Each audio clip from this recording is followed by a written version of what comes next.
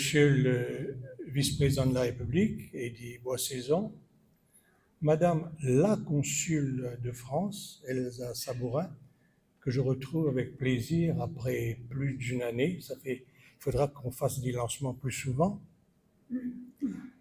Mesdames, Mesdemoiselles, Messieurs, chers amis surtout, parce que je vous considère comme des amis amoureux des livres et passionnés de lecture, nous procédons aujourd'hui au lancement de ce livre pour témoigner, en fin de compte, d'un homme peu ordinaire, un homme exceptionnel, d'ailleurs le titre du livre en témoigne, Maurice Patureau, un homme d'exception, qui fut Maurice Patureau, que la jeune génération, hélas, ne connaît pas, même moi, si je l'ai croisé quelquefois dans les années 70 et 80 en tant que journaliste. Je ne savais pas, par exemple, qu'il était un homme de tous les éléments. Il occupait l'espace aérien dans ses jeunes années, alors qu'il pilotait un avion pour des missions périlleuses pour le compte de la France libre. Je ne savais pas aussi qu'il fouillait des épaves, passionné d'archéologie sous-marine, avec bonbonne sur le dos, et que sur Terre, il chevauchait quand il ne récoltait pas des médailles dans des disciplines de saut en longueur, et que, fort de sa corpulence, il fonçait dans le tas, dans la mêlée, au rugby. Je suppose, Jean-Pierre Lenoir, qui ne m'entend pas. Est-ce qu'à l'arrière, on m'entend?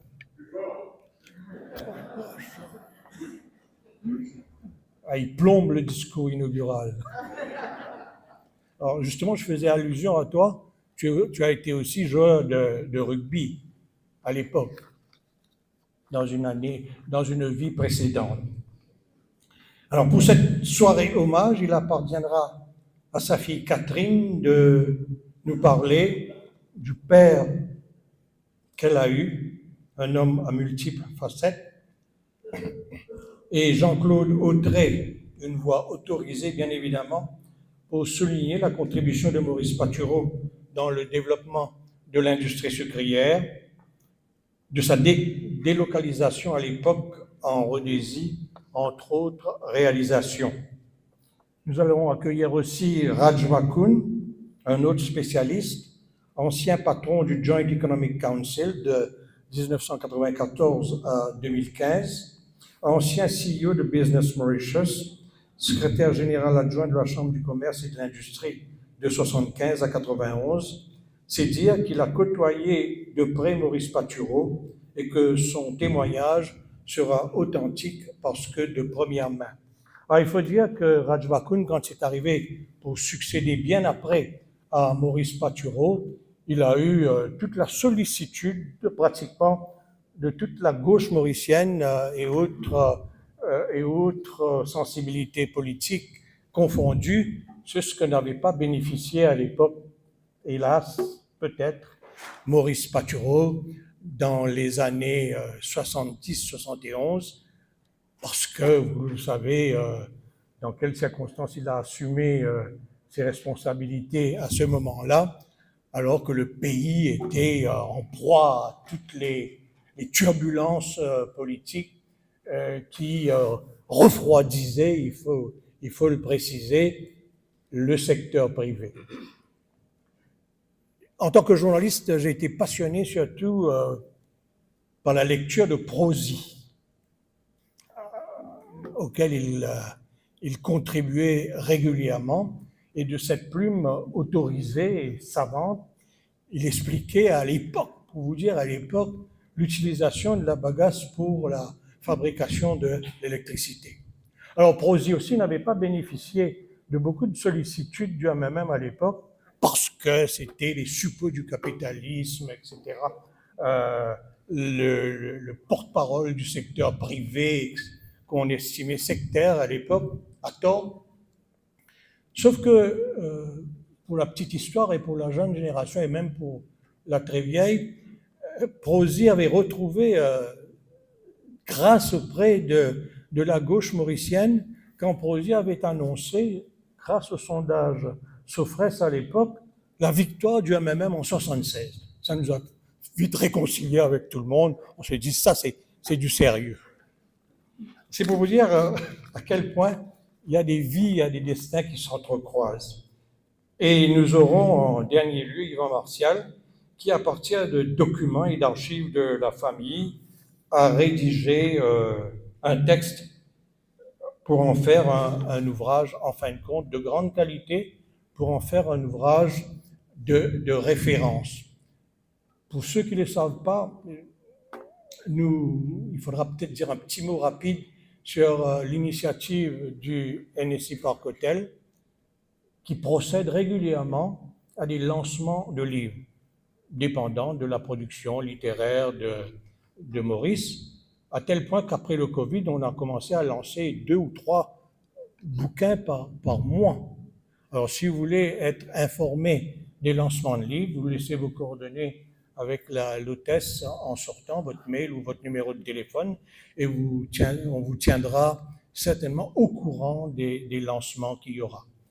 Nous avons procédé à des lancements depuis plus de 2 ans maintenant, et la Covid nous a contraints un peu au repos, comme certaines activités consulaires. Je ne crois pas que les activités consulaires ont été gelées, mais d'une manière ou d'une autre, cela a perturbé un peu notre calendrier, et nous nous retrouvons en cette fin d'année avec un autre lancement pour un livre pour enfants, si vous avez des enfants, le 11, samedi 11, à partir de midi ici. Voilà pour l'essentiel de la soirée. Sans plus tarder, je laisse la parole à Catherine qui va nous parler, je suppose, avec son cœur, de son père. Je crois qu'elle mérite les applaudissements.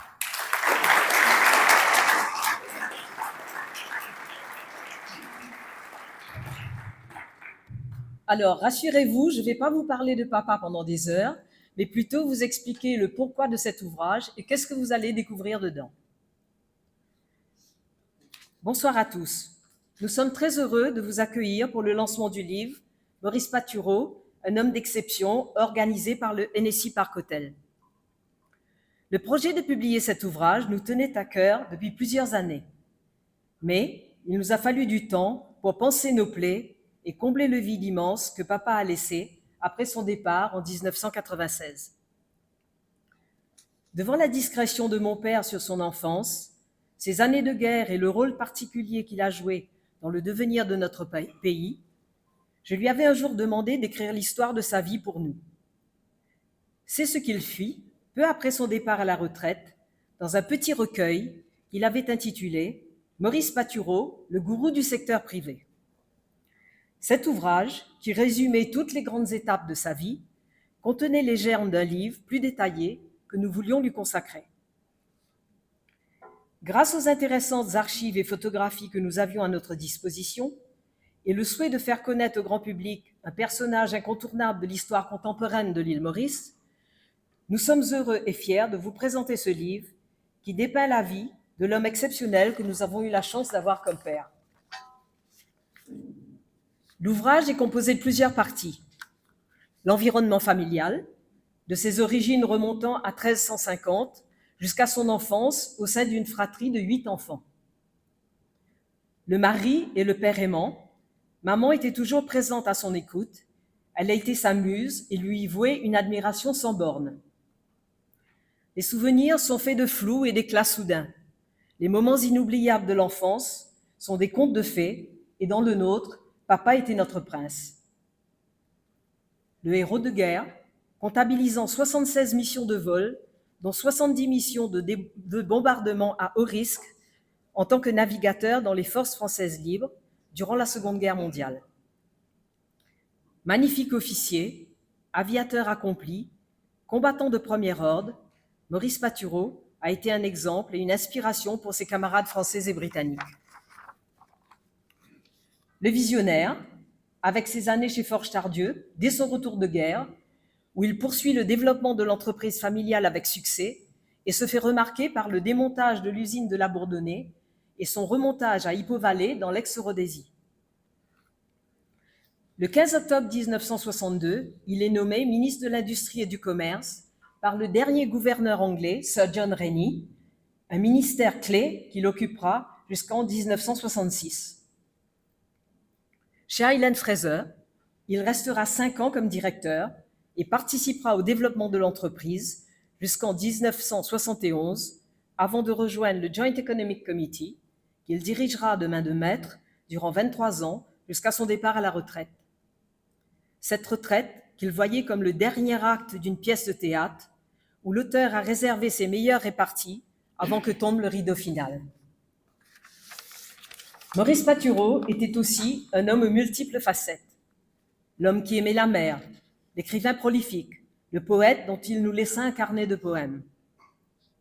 Il fut le président d'institutions mauriciennes renommées, comme le Mauritius Sugar Industry Research Institute, la Chambre d'agriculture, le CEB, le National Computer Board, et d'institutions culturelles comme l'Alliance française, la Société de l'Histoire et la Société royale des arts et des sciences. Il fut consultant pour la FAO, président de la sous-section des sous-produits de la canne et nommé membre à vie de l'International Society of Sugarcane Technologists, pour ne citer que ses participations les plus significatives. Nous ne pouvions terminer ce livre sans évoquer la reconnaissance et les hommages rendus par la France, le Royaume-Uni et par l'île Maurice, qui lui ont décerné de nombreuses décorations. La Croix de guerre, la Croix de l'Ordre de la Libération, the Commander of the British Empire, le titre de chevalier puis officier de la Légion d'honneur alors qu'il n'avait que 29 ans, et enfin, de commandeur de l'Ordre national de la Légion d'honneur à son décès. Pour l'île Maurice, les titres de docteur en sciences honoris causa, de Grand Officer of the Star and Key of the Indian Ocean, et l'illustre reconnaissance de le faire figurer sur les billets de 50 roupies. Maurice Patureau fut un homme d'exception et un visionnaire qui suscite encore l'admiration. Les années passent et les hommes avec.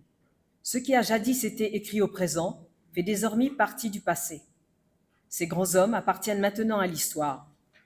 Il ne tient qu'aux générations futures de s'en inspirer pour que leur exemple perdure et que tous les combats à venir soient abordés avec la même détermination et le même courage. Maurice Patureau et les autres auront alors la satisfaction posthume de ne pas s'être battus en vain. 26 ans après son décès, nous pouvons nous demander quel héritage Maurice Patureau aura-t-il laissé derrière lui. Avant de passer à la table ronde qui va en débattre, nous souhaitons remercier tous les mécènes sans qui cet ouvrage n'aurait pu être publié.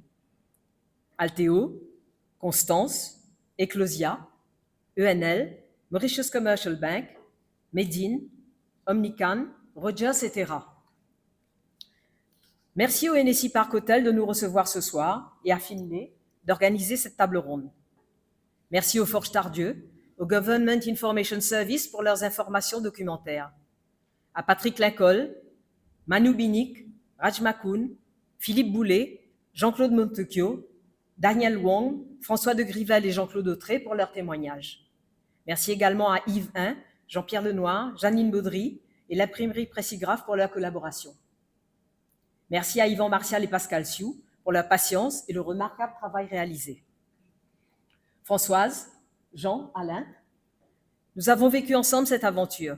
Je suis persuadée que papa et maman, qui nous regardent d'en haut avec tendresse et amour, doivent être spécialement heureux ce soir. Merci à vous tous d'être présents à nos côtés pour cet événement.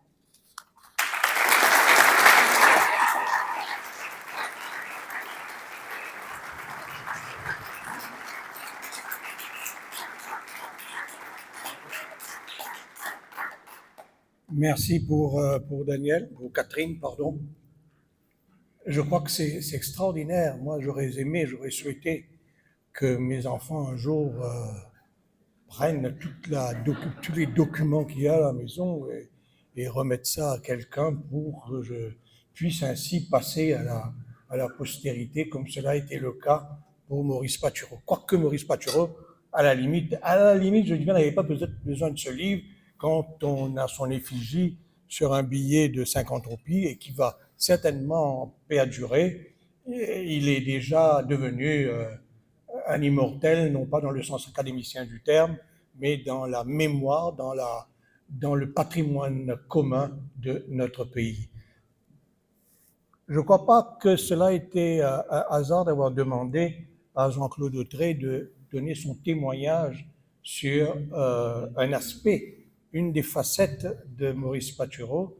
Parce que s'il y a quelqu'un à l'île Maurice qui connaît le sucre et qui n'est pas diabétique, c'est certainement Jean-Claude Autrey, qu'on appelle d'ailleurs Monsieur Sucre.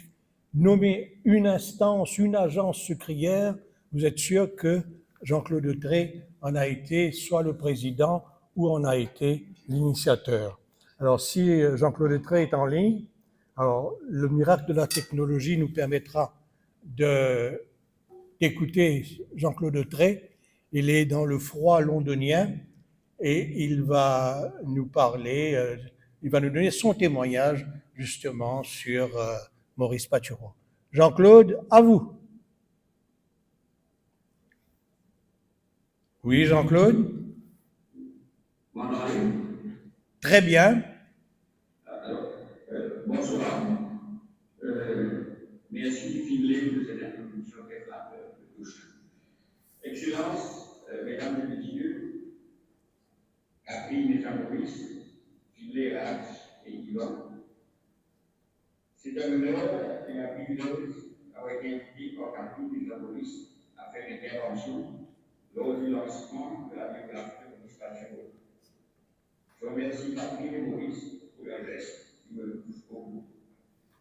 Maurice Patureau, comme on l'a souligné, est un homme à multiples facettes. Et mes propos vont essentiellement être orientés sur sa carrière comme scientifique et technologiste.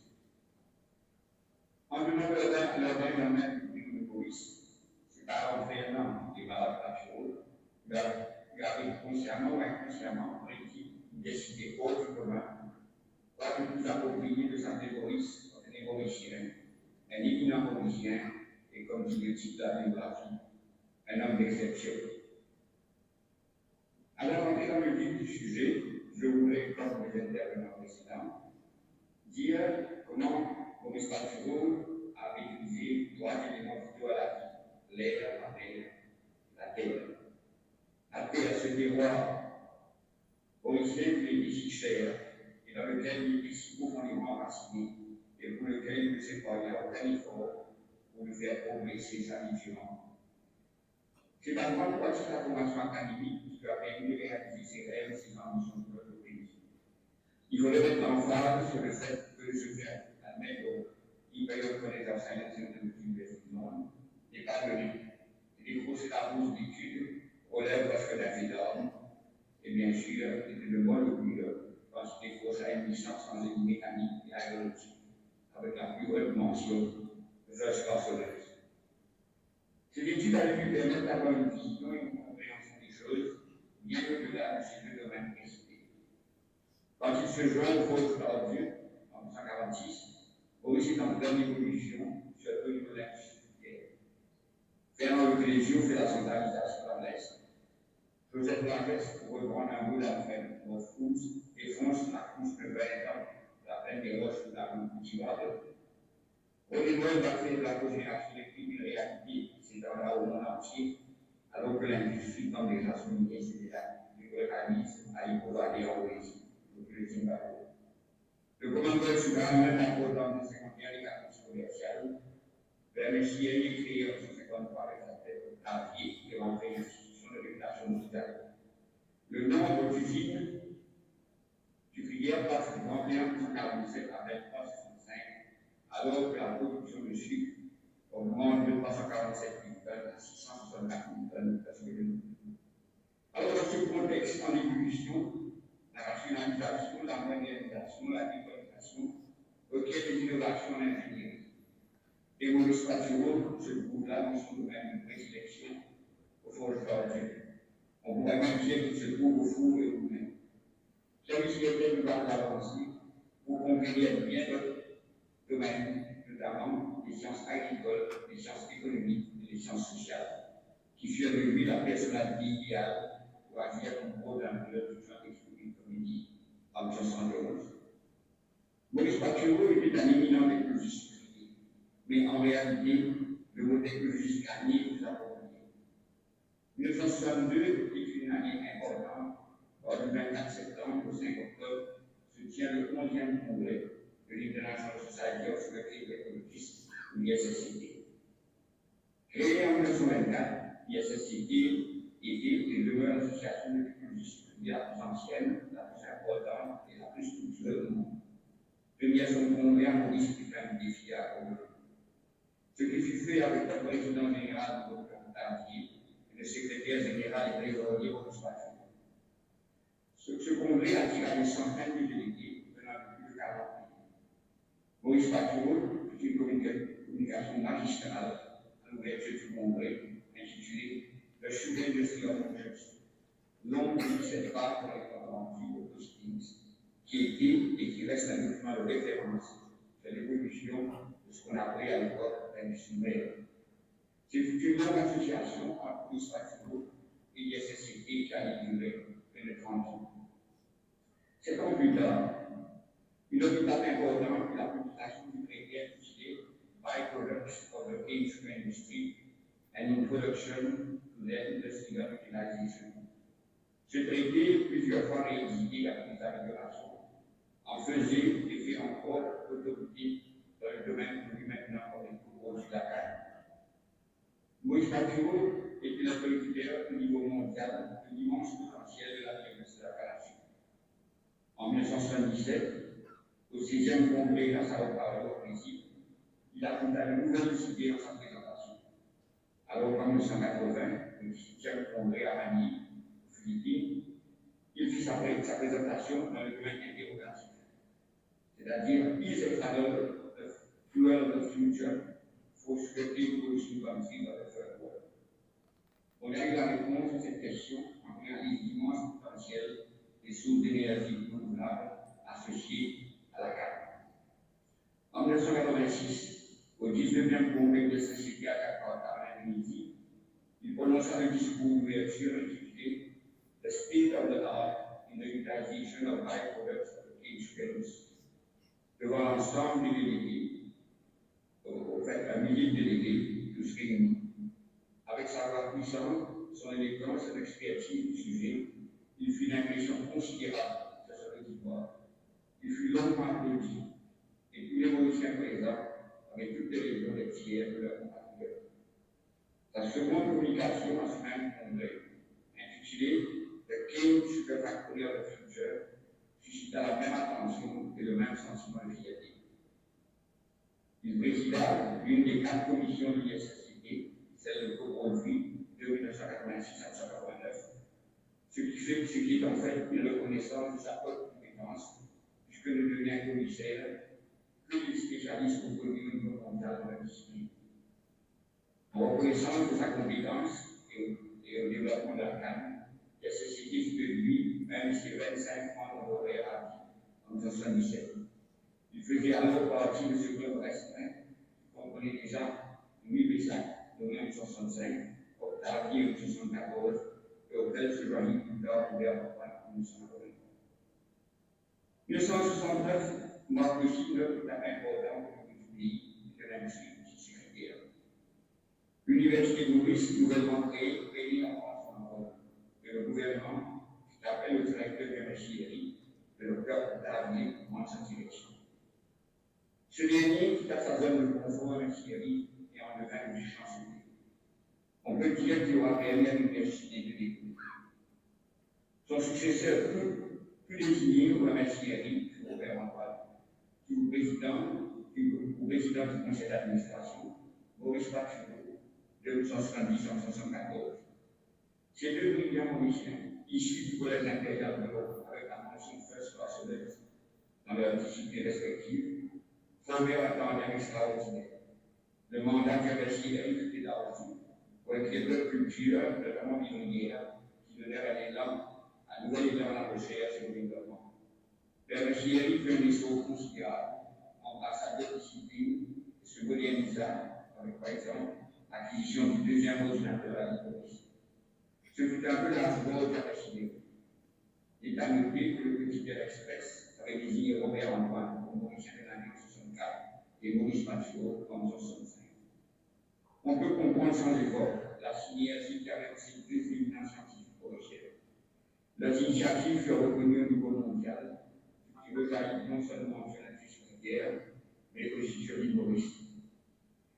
Et comme on l'a déjà souligné, il a commencé toujours à présider deux institutions, et dans le cas présent, la Chambre d'agriculture en 1966, 1976, 1968, quand l'humoriste devait répondre. Maurice Mathieu était, il faut le rappeler, un chercheur dans l'âme. Il voyait dans la recherche et le développement des outils indispensables pour le progrès scientifique et socio-économique. Parmi ces nombreux attributs, il faut sans doute mentionner le grand visionnaire qui était. Il est en avance sur son temps. Déjà, en 1955, il produisait un rapport sur l'exportation du sucre en vache, qui devient une réalité 25 ans plus tard. De même, il fut parmi les premiers à réaliser le potentiel extraordinaire de la biomasse de la canne, sujet de ses nombreux écrits. Pour lui, la canne était une biologie dans laquelle le sucre est un produit important, mais il n'y avait pas que le sucre. On a parlé de King Sugar et de Citizen Cane. Pour Maurice Mathieu, en fait, c'était l'inverse. C'était le King Cane et le Citizen Sugar. Il fut à l'origine, mais sans l'appeler distinctement, du terme bioraffinerie, en analogie avec la raffinerie des produits fossiles, mais à partir de la canne. Ce concept est de plus en plus d'actualité, non seulement avec la bioélectricité, le bioéthanol, mais aussi avec les bioplastiques, et j'en passe, tous à partir de la biomasse de la canne. Au niveau cannier agricole, ce devait être son héritage le plus important. Car pour lui, la canne était devenue une culture d'avenir, puisqu'elle est source d'alimentation, d'énergie renouvelable, de très nombreux produits écologiques, de séquestration de gaz à effet de serre, aussi qu'il amène à des réductions de température à l'aide du réchauffement climatique. En conclusion, Maurice Mathieu est le seul écologiste au monde à avoir habillé le banc à son effigie. Il va susciter l'admiration de tous les Mauriciens grâce à son intelligence, sa détermination, sa bravoure, son intégrité, ses compétences dans de nombreux domaines et sa profonde conviction en une humoriste rigueur. C'était en effet un intellectuel, un bâtisseur, un grand compatriote, et dernier point, et non le moindre, un vrai Mauricien dans toute appellation du terme. Une petite note personnelle du terme. Ma première rencontre avec Maurice Mathieu eut lieu en 1972 dans le bureau de Robert Antoine de la CRI. À ce moment-là, je faisais l'agrément à la tête du département de malherbiologie. J'ai entretenues du progrès considérable de manière ici, le mode d'un cadre qui devait plus tard le plus faisable. Malgré le fait que l'agronomie ne fut pas la spécialité de Maurice Mathieu, il prit un intérêt à ce nouveau développement, qui se rendait bien compte de ce nouveau produit à l'équilibre et l'augmentation de la productivité de la canne en éliminant les espèces redoutables en pleine pêche avec elles est pratiquement impossible à contrôler jusqu'à ce jour. J'ai eu le bonheur et le privilège de rencontrer Maurice Mathieu par la suite à maintes reprises à Maurice à l'étranger. Et j'ai énormément appris de lui, comme beaucoup d'autres l'ont fait. Ses écrits ont été et demeurent une grande source d'inspiration. Ma dernière rencontre avec Maurice Mathieu eut lieu un samedi 2 juin 1996, quelques semaines avant son décès, sur les marches de la chapelle du Haut Conseil de l'Ukraine. Je venais d'être nommé directeur du ministère. En me félicitant chaleureusement, il me dit d'une voix forte: jeune homme, il me connaît bien. Je lui ai réservé cette rencontre avec lui et ces paroles que j'avais interprétées ainsi. Une mission importante m'avait été confiée et je devais la mener à mon corps pendant ces années. Finalement, il est difficile pour un juge de pouvoir écrire Maurice Mathieu, This Man for All Seasons, en quelques minutes.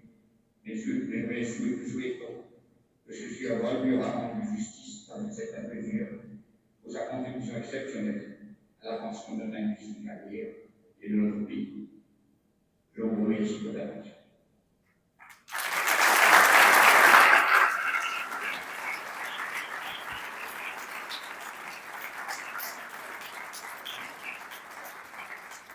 Merci, merci.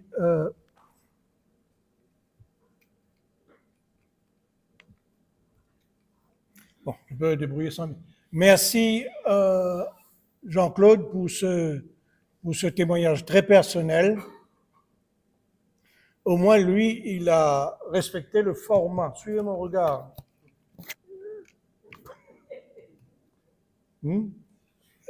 Parce que ça va se dérouler, nous aurons une intervention de Raj Makun, dont j'avais fait l'introduction il y a quelques instants de cela. Et puis nous aurons Yvan Martial qui va situer certainement Maurice Patureau dans le contexte socio-politique. Et puis le micro va se balader dans la salle pour tous ceux qui voudraient faire un témoignage ou raconter une anecdote sur Maurice Patureau. Sans plus tarder, on passe la parole à Raj Makun. Raj. Oui. Merci Finlay, Votre Excellence, le vice-président et ami Eddy Boissaison, chers amis,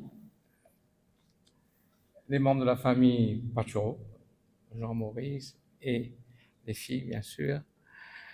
Et aussi, je crois qu'il y a certaines personnes ici que je voudrais saluer, qui étaient présentes, qui ont travaillé avec Maurice, Mick Patureau, Arnaud Dallet, Daniel Wong. J'ai vu Mano Binic quelque part, il était là, bien sûr. Et je crois que vraiment, c'est très bien qu'on arrive à honorer, qu'on lance un livre sur Maurice Patureau. Pendant 10 minutes, je vais essayer de parler sur 3 dimensions de l'homme. Maurice Patureau, l'homme, Mick Patureau, l'homme. Le contexte de Maurice pendant que Mick Patureau était le coordonnateur du secteur privé du Joint Economic Committee, et aussi très brièvement l'héritage. Quand même, Jean-Paul Detré a parlé de sa contribution dans le secteur technique sucre. L'homme. Pour nous, en tant que des personnes impliquées dans les institutions du secteur privé et public de Maurice, l'homme était un homme très bien formé, très précis, ingénieur et quand même avec une formation de haut niveau. C'est très important parce que Maurice Patureau était très précis, très concis dans ses interventions. Maurice Patureau, la guerre, clairement, on a parlé de Maurice Patureau. Je crois que son engagement dans la guerre a fait de l'homme quelqu'un qui a été un grand défenseur de la liberté, de la démocratie, et c'était très, je crois, très fort chez Mick Patureau, la liberté et la démocratie. L'homme qui a connu le privé, Forge Tardieu, il était chez Allen Fraser, il était président de la Chambre d'agriculture en 67-68, pendant que l'île Maurice devenait indépendant. Il a été président, il succédait à René Mingard comme président du Central Electricity Board. Il a été très impliqué au niveau de la MSIRI. C'est quelqu'un qui a connu bien le privé et aussi avait des proximités avec les personnes du privé. Amédée Mingard, dont il mentionne dans son livre, et aussi José Poncini, qui a été quelqu'un qui était bien sûr dans le privé, mais aussi conseiller en ce qui concerne l'économie de Maurice, très proche du Premier ministre d'alors, Sir Steve Sagard, très proche, travaille beaucoup avec Mano Binic. Et il était homme public. C'est quelqu'un qui a été ministre, quelqu'un qui a présidé des institutions aussi publiques, et même à l'époque, National Computer Board, l'informatique.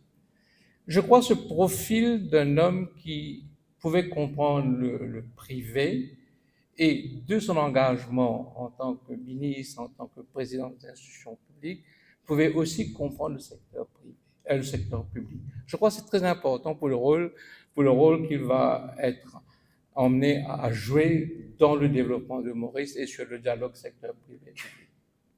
Le contexte, Maurice. Maurice, en 1810, lorsque les Anglais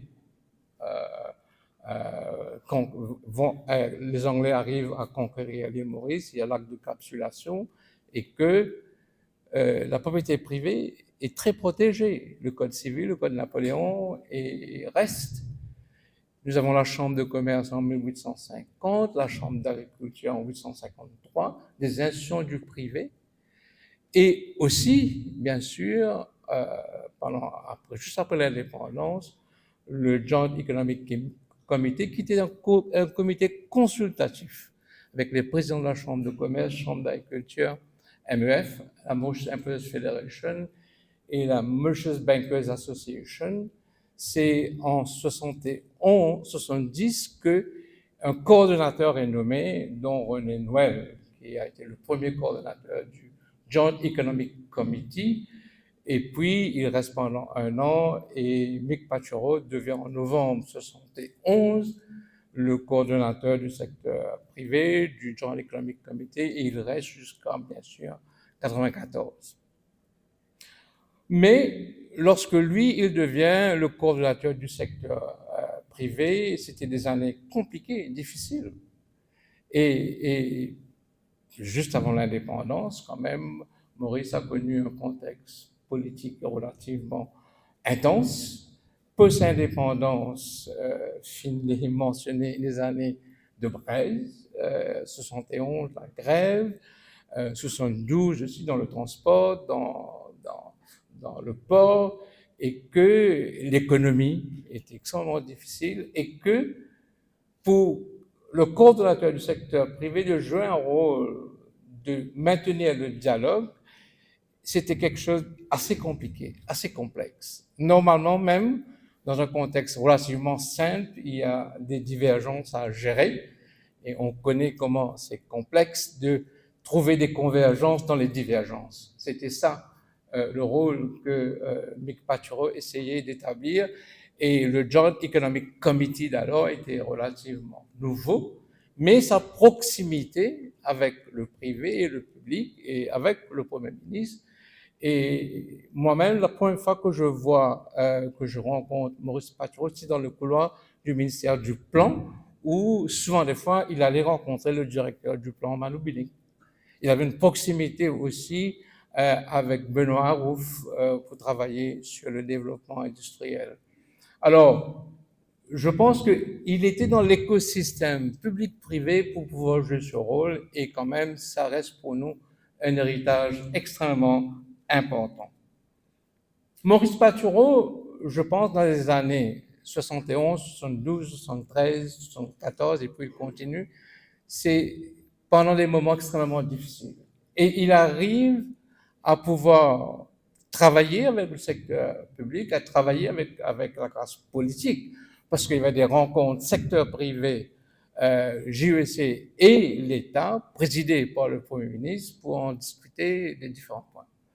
C'était important parce que juste avant l'indépendance, il y a eu quand même certaines positions des entreprises vis-à-vis de l'indépendance, et qu'il arrive à gérer, à maintenir cette confiance, que je trouve peut-être un des points les plus forts de Maurice Patchero pour la mise en place d'une tradition qui va devenir extrêmement important, ce fameux dialogue privé-public. Alors le contexte, je crois, pour pouvoir vraiment comprendre l'homme, sa contribution, c'était gérer ce dialogue, bien sûr, avec ses proximités, parce qu'il fallait avoir la confiance et dans le privé et dans le public. Ça reste pour nous le contexte extrêmement important. Et le Joint Economic Committee devient une plateforme, cette plateforme qui est revue en 1994 pour devenir le Joint Economic Council, qui est revue en 2015 pour devenir le Business Mauritius. Quel est, peut-être, juste, il y a un problème, je vais crier peut-être. Ça va?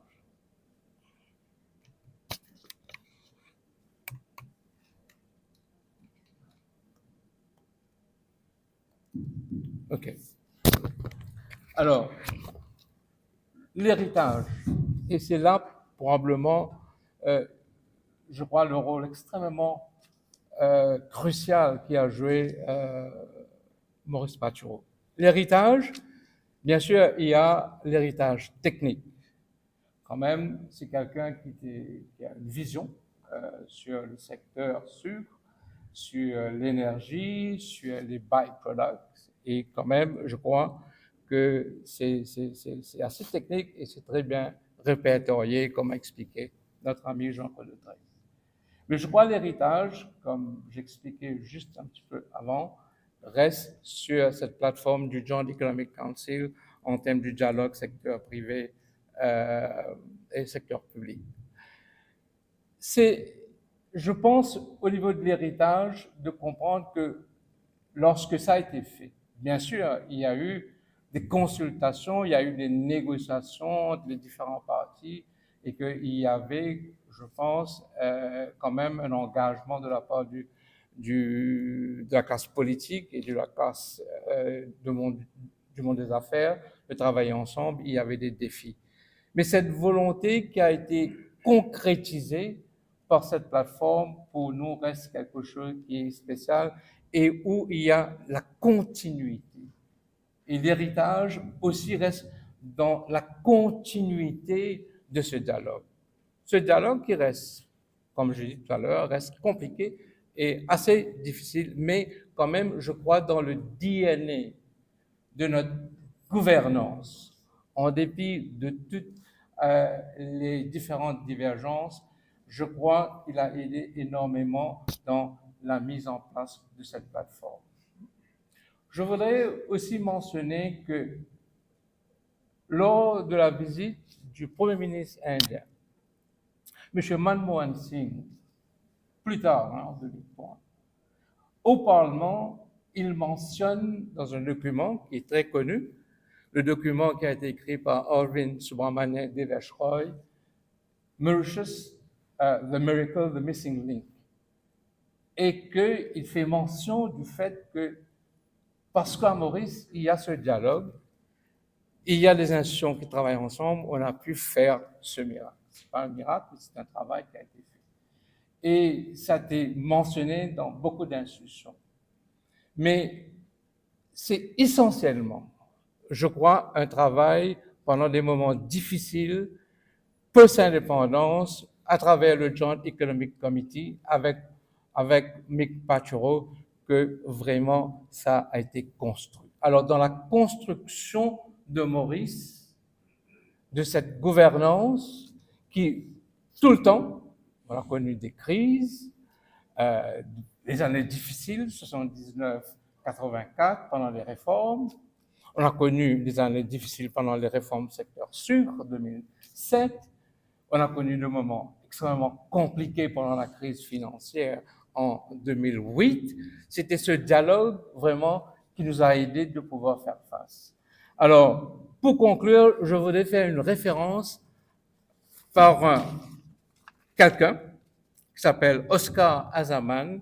D'ailleurs, dans un document que j'avais écrit sur Mick Patureau en 2018, il était le président de la Cuban Society for Sugarcane Technologies.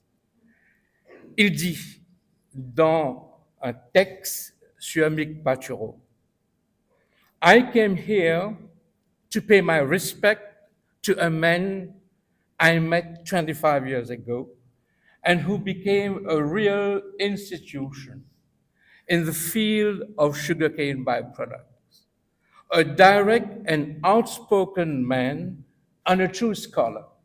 Above all, I want to give my respect to a gentleman, to a man of high intellectual integrity and profound humility, a combination that only very few can have.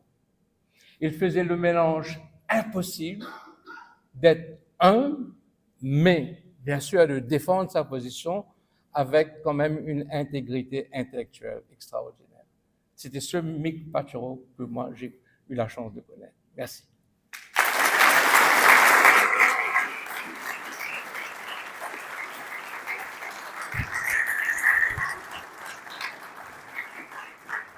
Merci Raj pour ce témoignage. Avant que Yvan ne prenne la parole pour exactement 14 minutes, il faudra laisser bien évidemment ceux qui voudraient témoigner par la suite. Il faut bien comprendre, comme Raj l'a dit, ce n'était pas une période facile. Ça cheminait vers l'indépendance avec toutes les turbulences que cela a provoqué. D'ailleurs, on oublie souvent de dire que Maurice Patureau avait participé à la conférence constitutionnelle aussi. C'est très important. Et après l'indépendance, bon, tous les prophètes de malheur avaient commencé à prédire la mort de l'île Maurice, que ce soit sur le plan littéraire, avec The Overcrowded Barracoon de Naipaul, que ce soit avec Titus Emide.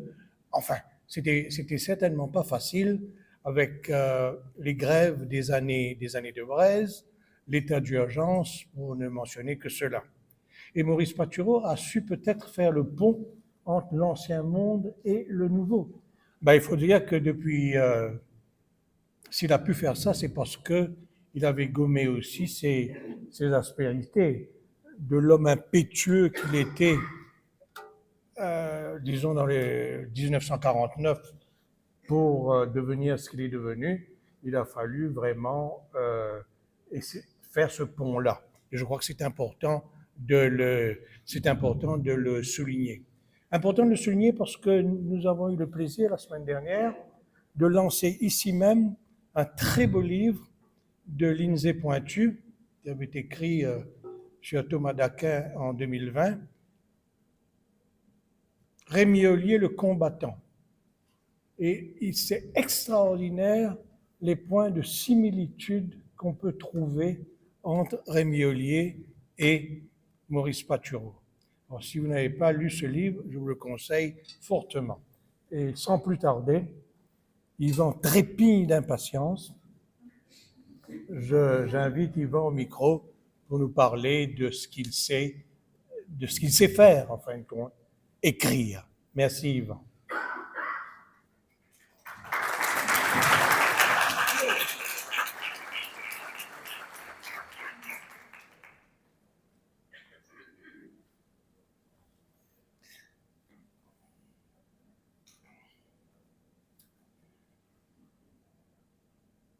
Nous sommes ici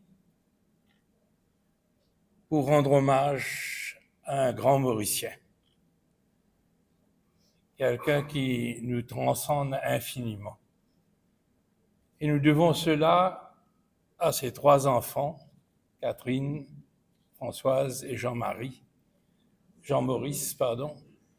qui ont toujours ressenti ce besoin filial de rendre hommage à leur père et à laisser un témoignage accessible à n'importe quel Mauricien, afin que la vie et l'œuvre de Maurice Patureau ne tombent jamais dans l'oubli.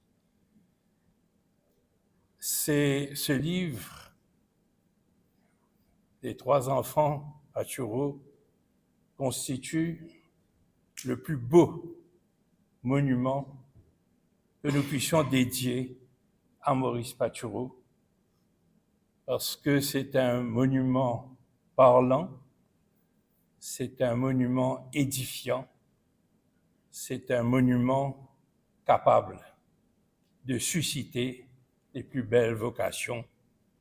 Nous devons les remercier vivement pour avoir rendu cet hommage à leur père, mais surtout à un Mauricien exemplaire. Maurice Patureau fait définitivement honneur à son pays, mais fait aussi honneur à son temps, à ce XXe siècle qu'il a dominé, en particulier dans son pays natal, l'île Maurice.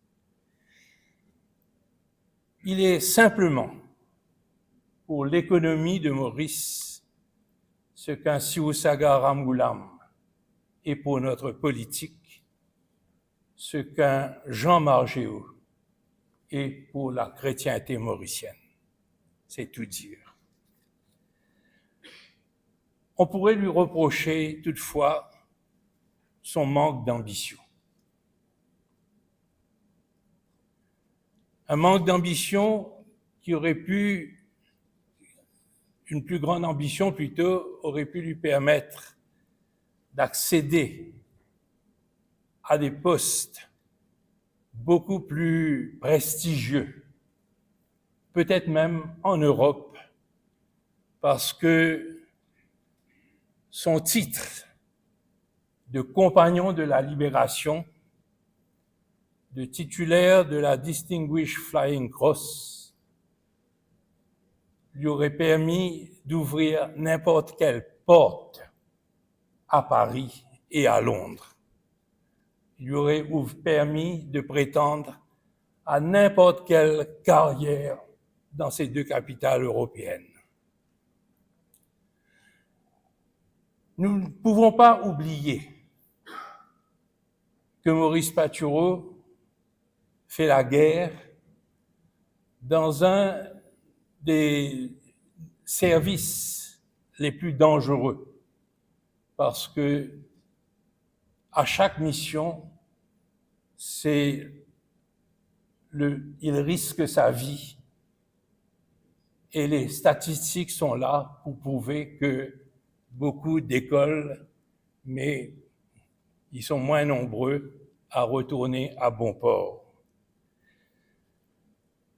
Ayant eu comme compagnon de combat, comme pilote de guerre, un Pierre Mendès France, Premier ministre français dans les années 54, et pas n'importe lequel, parce qu'en l'espace d'une seule année, il parvient à mettre fin à cette tragique guerre d'Indochine qui se termine de façon désastreuse par Dien Bien Phu, et Mendès France réussit à permettre à la France de garder son prestige.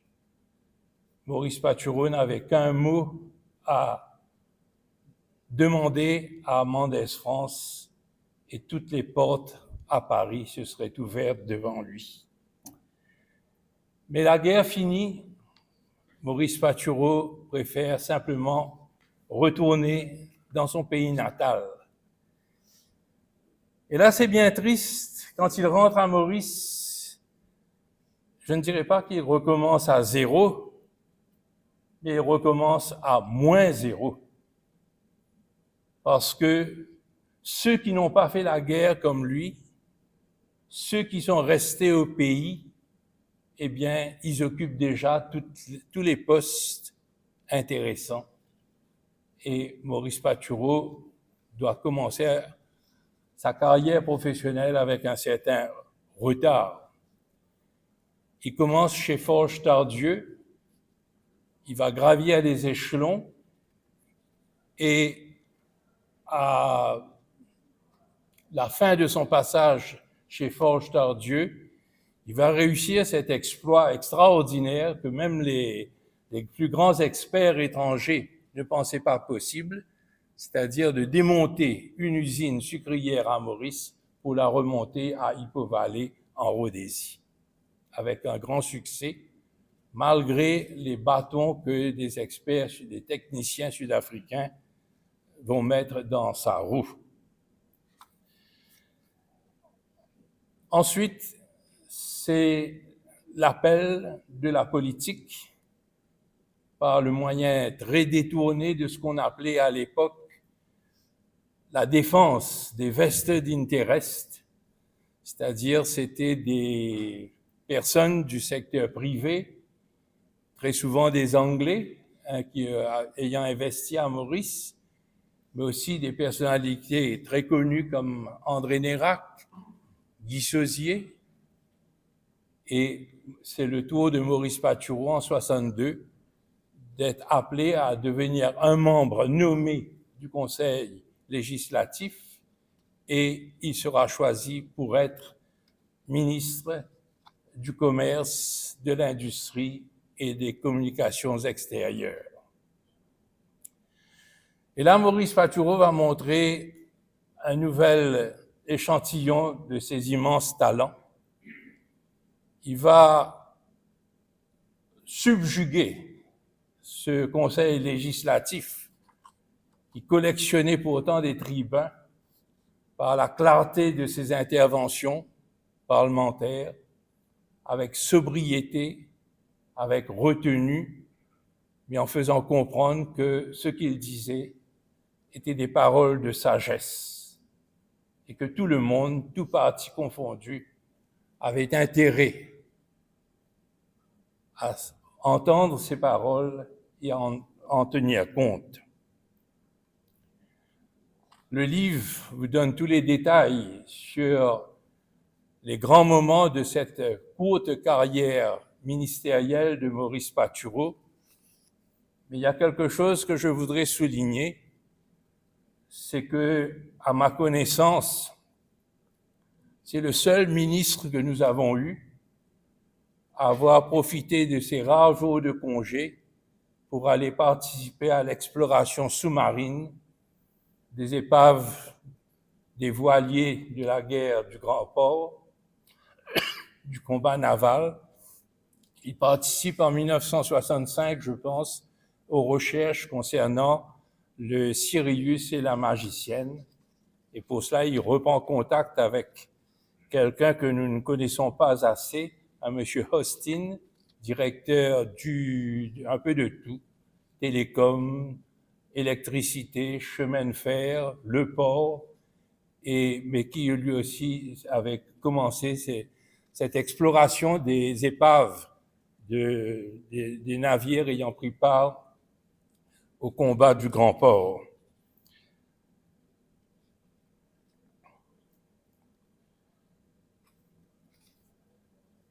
Donc, pendant cette carrière ministérielle, pendant ce passage au Conseil des ministres, Maurice Patureau a l'occasion de travailler avec Siusaga Ramgoolam. Rajmakun nous en a parlé. Et je crois vraiment que c'est peut-être le seul politicien avec qui Maurice Patureau pouvait s'entendre, parce que ces deux hommes trouvaient toujours le moyen de transcender les divergences partisanes, d'élever le débat au-dessus de toutes les considérations politiques les plus viles. Après son passage comme ministre, il se retire bien sûr de la vie politique parce qu'il n'a jamais eu aucune ambition politique, et ça se comprend, parce que dans le monde politique, il faut être blanc ou noir, quelque chose ou son contraire, il n'y a pas de milieu, c'est impitoyable et ce n'était pas dans sa nature, donc il n'aurait jamais pu être un politicien. Il reprend le service dans le secteur privé, il accepte la direction chez Highland Fraser. C'est peut-être pas le poste le plus reluisant, encore que c'est le moment où il y a la fusion entre Blythe Brothers et Highland Fraser. C'est dire que Maurice Patureau aurait pu là aussi prétendre à devenir un des chefs d'entreprise le plus important de Maurice.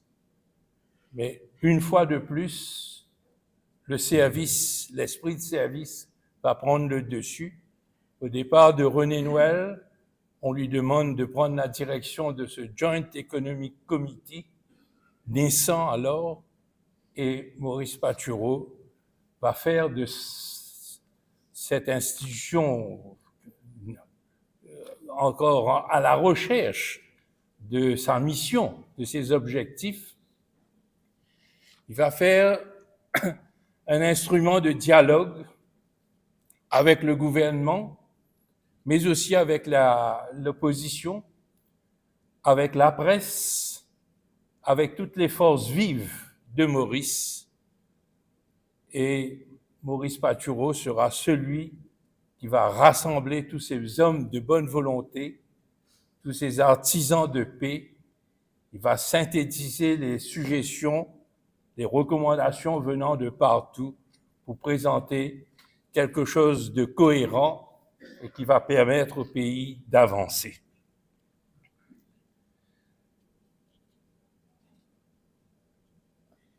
Maurice Patureau,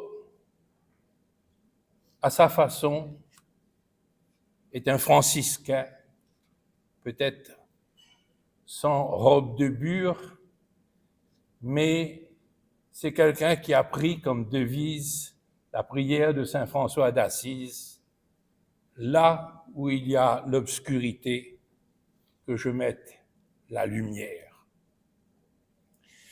Il a aidé à cela dans sa tâche par un esprit méthodique, de grande curiosité intellectuelle.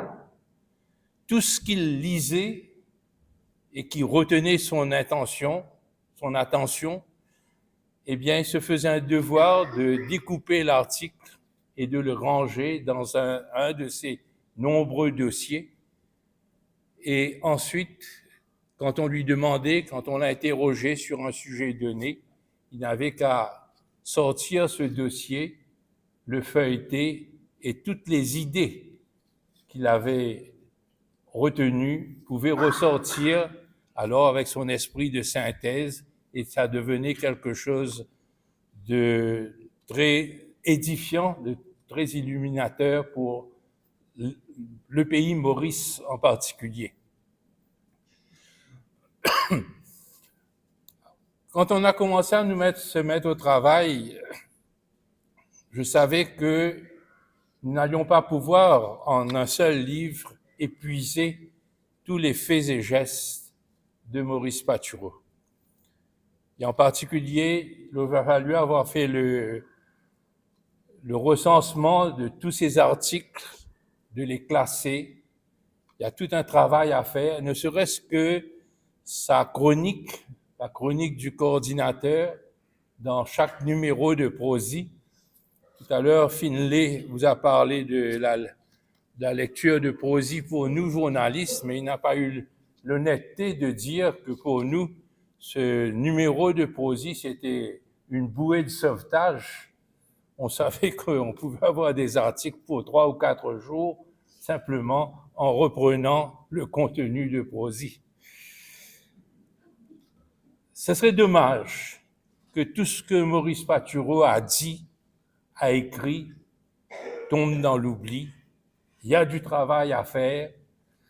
Ses enfants ont fait la part du travail, mais ce n'est qu'un début. Il nous faut continuer. Et là, je fais un appel vraiment à tous ceux et celles qui ont de l'estime pour ce grand Mauricien, d'unir nos efforts pour que l'œuvre et la vie de Maurice Patureau soient mieux connue. Maurice Patureau nous laisse plein de bons souvenirs. Ce livre est déjà un monument. C'est plus qu'un monument, c'est un talisman, c'est un viatique, mais il nous appartient de le faire vivre, de le faire fructifier, de le faire continuer à produire de bonnes œuvres, de belles œuvres, comme Maurice Patureau, nous avons donné l'exemple.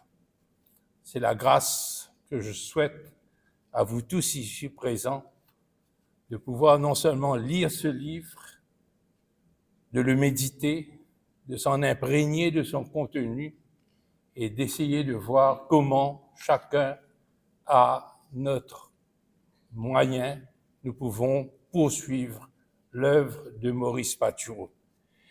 Et j'espère surtout que ce livre, que les meilleurs d'entre nous vont acheter, vont mettre chez eux, vont mettre surtout à la portée de vos enfants, de vos petits-enfants. Je souhaite de tout cœur que ce livre puisse faire naître de nouvelles vocations de patriotes du calibre de Maurice Patureau. Notre pays a besoin de nouveaux Maurice Patureau.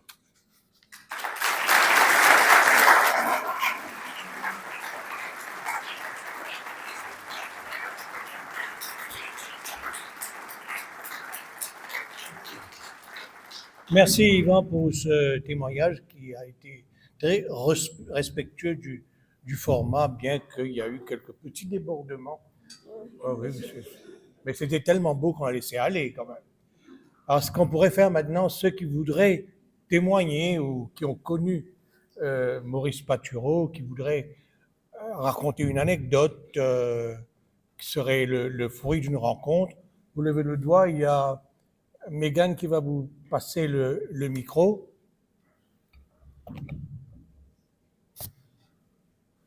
C'est toujours difficile de lever le doigt en premier et de prendre la parole. Mais faites comme si vous êtes le second.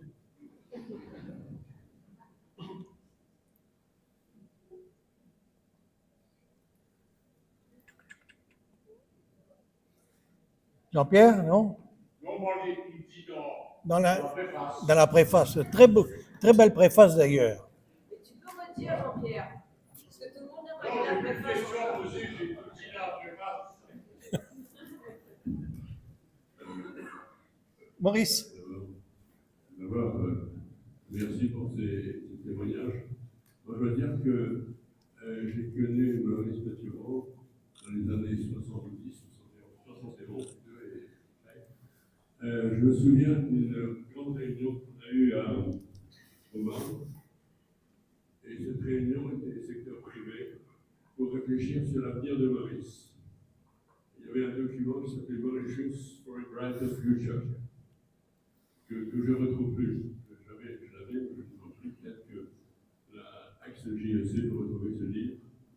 Et c'était l'occasion pour nous de nous repenser plutôt comment développer l'île Maurice et comment aller de l'avant pour que l'île Maurice soit un peu plus dynamique, pas attacher les camps au sucre, parce que l'industrie d'exportation s'est développée dans les années 72, 73, etc. Et j'ai été extrêmement séduit par non seulement ce qui a été dit par tout le monde, c'est-à-dire son sens de la concision et son sens j'allais dire, de fédérer nous, jeunes entrepreneurs mauriciens, pour aller vers le développement industriel. Et je suis très, très reconnaissant à Maurice Patureau pour son travail qui nous a aidé à développer. Voilà. Merci, M. de Grivel.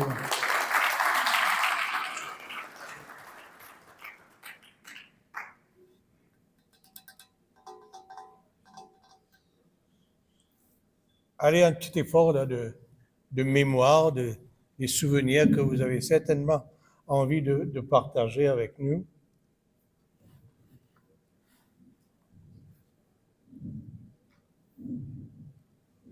Merci. Je voulais pas prendre la parole, mais je ne vais pas m'empêcher. Je voulais juste partager une petite histoire personnelle. En 1991, j'ai 36 ans, et je suis appelé à prendre la direction du officiel à l'époque, suite au décès de mon père, jeune. Et voilà, je me retrouve dans ce groupe de dinosaures. À l'époque, on parlait des dinosaures, les dirigeants du secteur sucrier, de tout ce milieu de plantation house.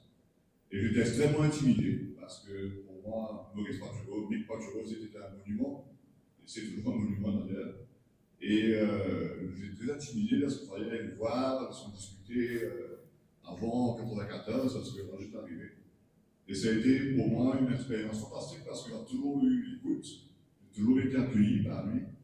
Et ça a été vraiment une expérience pour moi merveilleuse parce que j'ai compris que c'est là où j'ai compris l'importance du dialogue, secteur privé, secteur public. Et ça m'a beaucoup aidé par la suite, parce qu'après j'étais appelé à prendre des fonctions au niveau du Joint Economic Council, ensuite après Business Mauritius. Et cette relation que j'ai eue avec Mick a été pour moi fantastique. Donc, sur un plan personnel, je voudrais dire aux enfants de Mick que lorsque le funérailles de Mick était là, et votre maman m'a dit, Mick, Donc, moi, je vous dis que je l'aimais beaucoup aussi. Merci bien.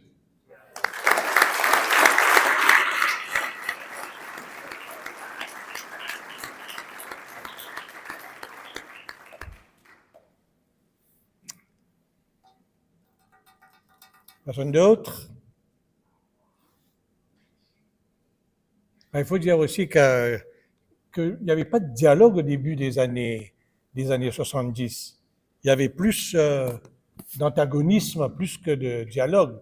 C'est bien après, vers la fin des années 70, qu'on a commencé à parler du working arrangement, qui est devenu une formule que Raj connaît très très bien, parce qu'il n'y avait pas de dialogue, c'était des antagonismes. La place d'armes, c'était une Bastille à prendre. Voilà un peu la situation, c'était ça, cette période-là. Une très riche période de notre histoire récente, d'ailleurs, qu'il faudrait certainement écrire. Personne d'autre?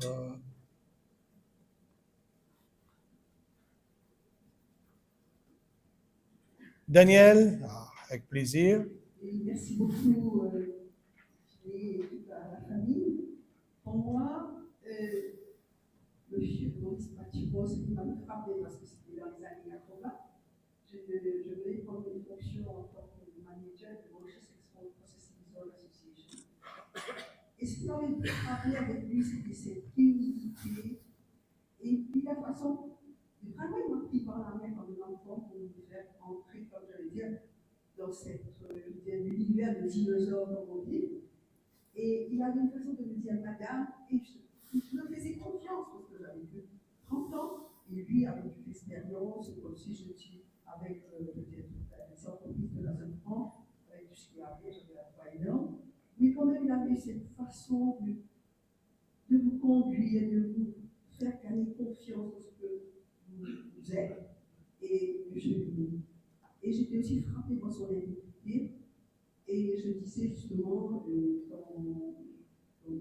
Mathieu était déjà décédé, j'avais justement fait les National Quality Awards, et j'avais évolué en disant qu'il fallait faire un Business Ethics Award. Il n'a connu qu'une seule année. Et pour ça, je te remercie pour sa contribution pour le pays. Et c'est lui, c'est vrai. Et vraiment, c'est lui qui a mis le pays dans ce dialogue, cette et merci encore à toute la famille et à mon épouse, ce grand patriote qui est pour plus. Merci Daniel.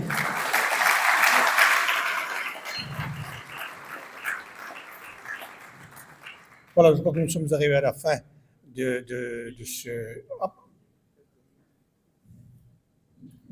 Alors, Manu Binik, je suis vraiment désolé, au départ, je ne t'avais pas reconnu. Quand un ancien ministre avance masqué, j'ai tous les alibis pour ne pas le reconnaître. Hein.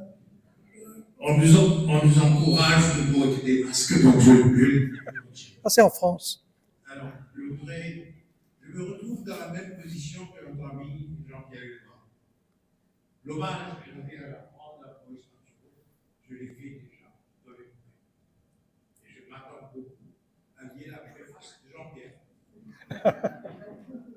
Et découvrir ce que les auteurs nous réservent.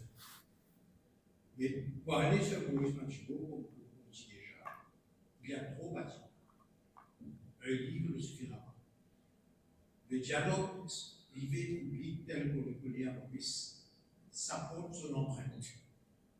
C'est pas lui qui a initié le dialogue. Parce que moi, quand j'étais député de la fonction publique, année 68, il y avait déjà un genre de pattern très british qui existe. Et je crois que le papa de notre ami Arnaud était membre de ça. Je me souviens rapidement. Ça s'appelait le Development Advisory Council. Et Nicoli Kumoseli, et donc Mathieu aussi était. Moi, j'étais comme un petit marin qui commençait ma carrière. Donc c'est là que j'ai découvert Maurice Mathieu. Et par la suite, il m'a reçu au son bureau, à peu près là se trouve la banque africaine. À peu près comme voilà. J'oublie un peu. Quand on vendait des caoutchoucs au bar, pareil, il y avait plein de magasins. Manu, mets le micro devant la bouche. Merci. Et des choses pareilles. Mais depuis, je crois que Maurice a façonné un peu la façon que nous dialoguons en Maurice. Il y a au moins deux choses que je voudrais mentionner, peut-être, pour la deuxième édition du livre, au volume 2 de l'hommage des enfants au rang avec le papa. Je salue cette édition. Lambière, Jean-Maurice et les filles.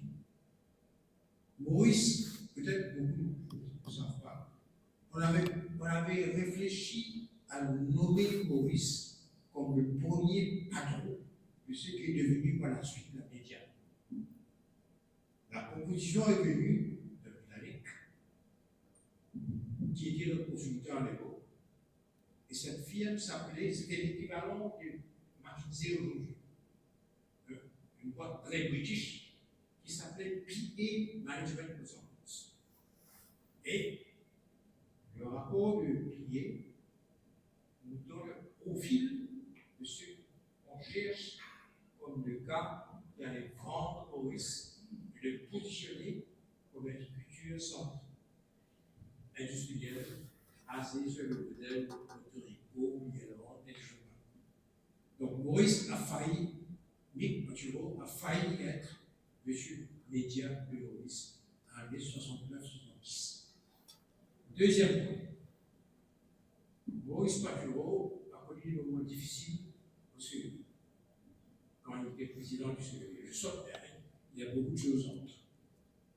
Et quand il était au CEB, c'était la seule expérience que je connais à Maurice où on a eu ce que les Indiens appellent les Kerao. Le Kerao, c'est une forte action syndicale. Vous enfermez le patronat dans le bureau, le soir, jusqu'à 17. Donc peut-être c'est quelque chose qu'on n'a pas, il n'a pas fait école à Maurice. Mais ça a commencé, et ça a commencé au CEB, au siège du CEB. Tout le monde, y compris Maurice, ils étaient mis aux arrêts de la France syndicale. Et c'est comme ça que moi j'ai intégré le bureau du CEB en demande des syndicats.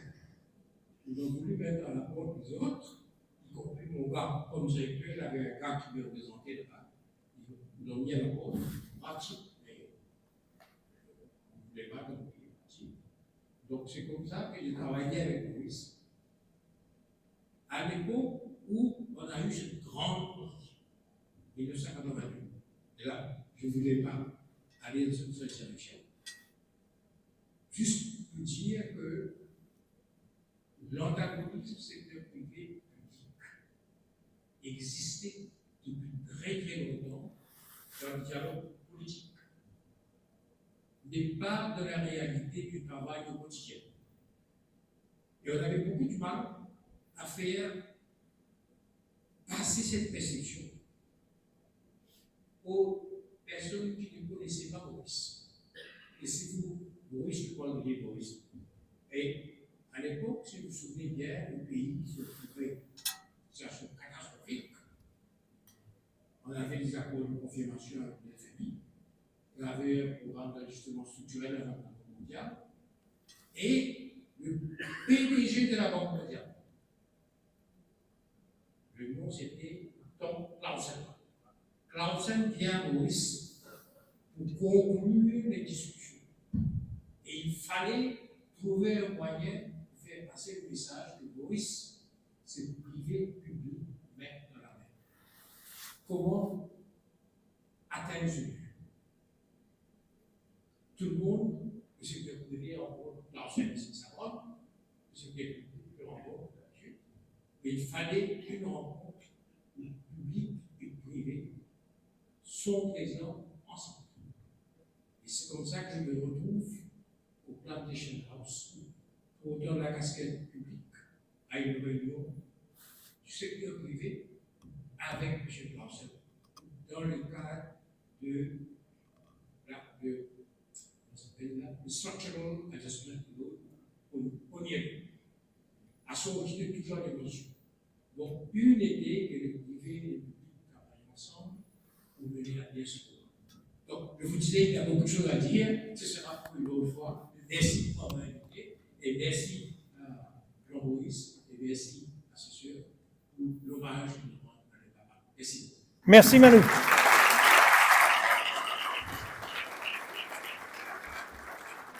Alors, nous allons